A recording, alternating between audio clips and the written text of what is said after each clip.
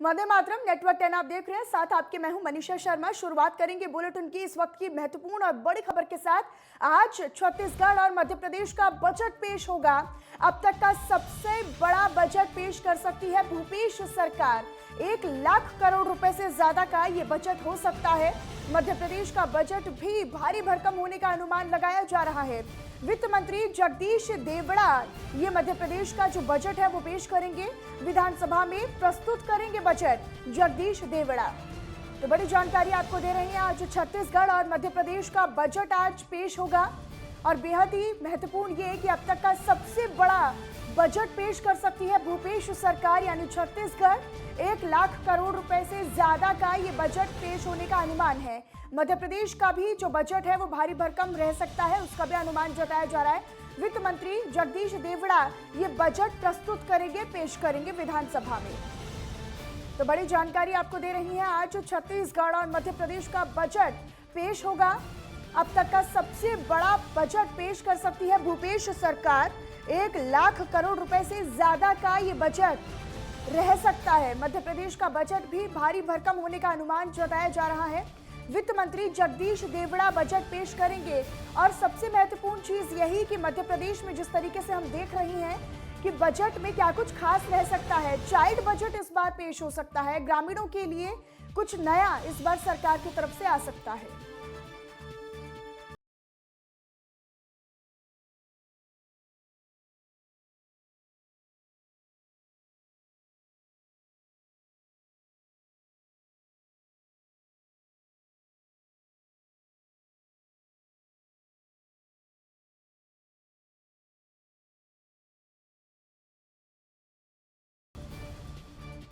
तो आज छत्तीसगढ़ और मध्य प्रदेश का बजट पेश होगा। इसी पर ज्यादा जानकारी हमें हमारे संवाददाता अलग अलग जगह से हमारे साथ जुड़े हुए हैं। अमित संतवानी हमारे साथ जुड़े हुए हैं रायपुर छत्तीसगढ़ से, और भोपाल मध्य प्रदेश से हमारे साथ हमारे संवाददाता जुड़े हुए हैं अंकित पचौरी। सबसे पहले छत्तीसगढ़ का रुख करते हुए, छत्तीसगढ़ में अगर बात करें तो क्या कुछ इस बजट में पेश हो सकता है अमित?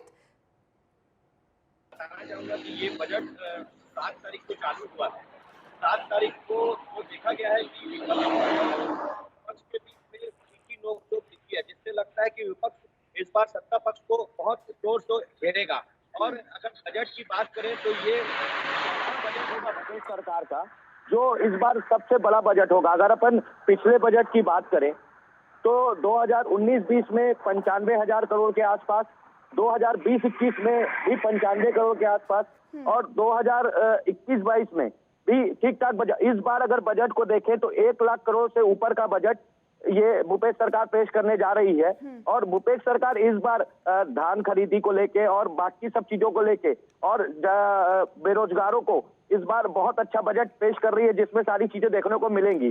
और इस बार अगर देखा जाए तो ये इसको आप चुनावी बजट भी बोल सकते हैं, क्योंकि 2023 में हमारे छत्तीसगढ़ में विधानसभा चुनाव की उम्मीद की जा रही है, तो इसको आप चुनावी बजट भी कह सकते हैं। और विपक्ष इस बार अपने तरीके से सरकार को घेरने में लगा हुआ है, और सरकार अपने तरीके से, ताकि वो चुनाव में अच्छा रिस्पांस पा सके या चुनाव को फिर से दोबारा सत्ता पक्ष में बैठ सके, इसलिए वो अपने बजट को अच्छे से अच्छा पेश करने का प्रयास कर रही है भूपेश सरकार।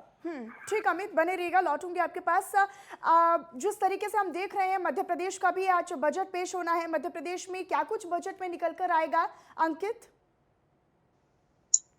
मनीषा, मध्य प्रदेश के लिए आज बेहद महत्वपूर्ण दिन है। 2022-23 का बजट यहाँ जगदीश देवड़ा आज विधानसभा में पेश करने वाले हैं। साथ ही साथ इस बार मनीषा बजट में ये खास दिखाई दे रहा है कि चाइल्ड को लेकर के स्पेशली बजट को यहाँ पर बनाया गया है। तो जो बच्चे हैं खासकर उनको यहाँ पर आज एक तोहफा मिलने वाला है बजट के साथ साथ।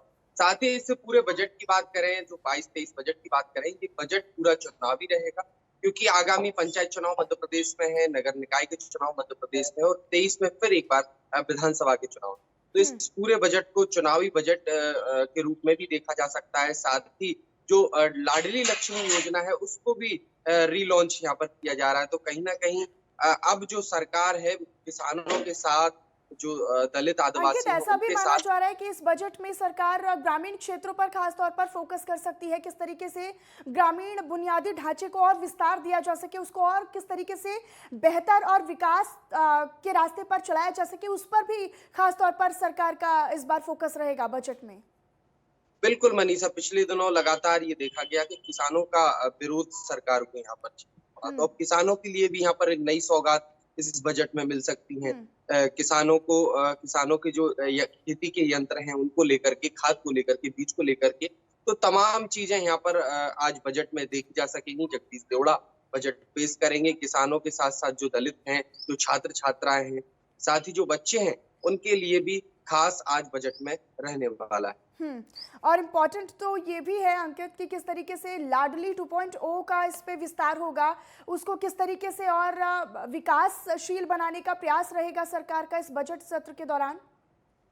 बिल्कुल, ये जो बजट 22-23 पेश होगा, इसके बाद जो विकास का रोड मैप है मध्य प्रदेश का, जैसे लाडली लक्ष्मी योजना को रीलॉन्च करना है, इसके साथ साथ किसानों को भी फायदे पहुंचाना। तो कई जगह नहर जहां पानी नहीं पहुंच पा रहा है, जहां सूखे की दिक्कत है, वहां बजट को लेकर के बाद में जो रोड मैप विकास का बनेगा किसानों के लिए, उसमें फायदा मिलेगा।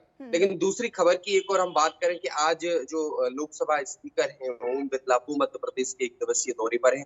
आज विधानसभा परिसर में वो भी शामिल होंगे। साथ ही जो कई जो संसदीय पुरस्कार वितरण कार्यक्रम है उसमें वो शामिल होने वाले हैं। अमित का रुख करते हैं। अमित, छत्तीसगढ़ में जैसे कि बजट आज पेश होगा, बेहद ही भारी भरकम ये बजट होने जा रहा है। अब तक का सबसे बड़ा अगर इसे बजट कहा जाए तो वो निश्चित तौर पर निस्संदेह होगा, गलत नहीं होगा।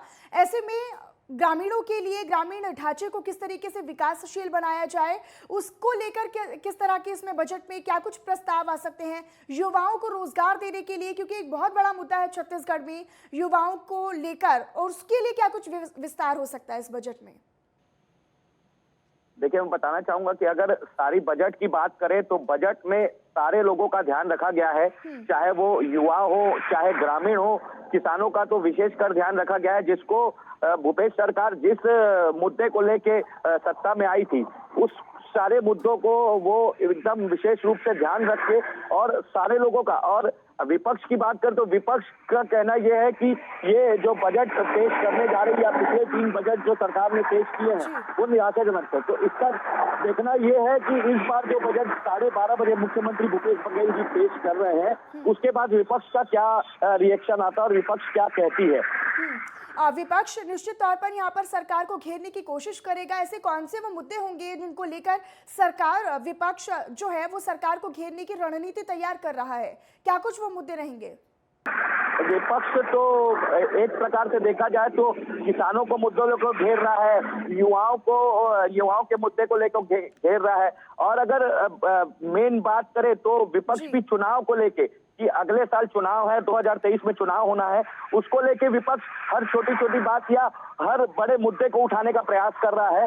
और अभी नेता प्रतिपक्ष धर्मलाल कौशिक भी कंटिन्यू और सवाल क्वेश्चन लगा रहे हैं, जिसको देख के और ये देखना बेहद ही महत्वपूर्ण रहेगा अमित कि किस तरीके से इस बजट में क्या कुछ सौगातें यहाँ के आम लोगों के लिए निकल कर आती है, किस तरीके से सरकार जो है इस बजट के माध्यम से हर वर्ग को किस तरीके से साधने की कोशिश जो है उसमें पूरा कर पाती है और उसमें कामयाब रह पाती है। अमित, आपका बहुत बहुत धन्यवाद इस तमाम जानकारी के लिए। अंकित, आपका भी बहुत बहुत धन्यवाद इस तमाम जानकारी और अपडेट के लिए। तो यहाँ पर आज बेहद ही महत्वपूर्ण दिन रहेगा क्योंकि आज मध्य प्रदेश और छत्तीसगढ़ का विधानसभा में बजट प्रस्तुत होने जा रहा है। क्या कुछ निकलकर सामने आएगा वो बजट सत्र के दौरान पता चलेगा। यहाँ पर रुक एक छोटे से ब्रेक के लिए आप बने रहिएगा नेटवर्क 10 के साथ।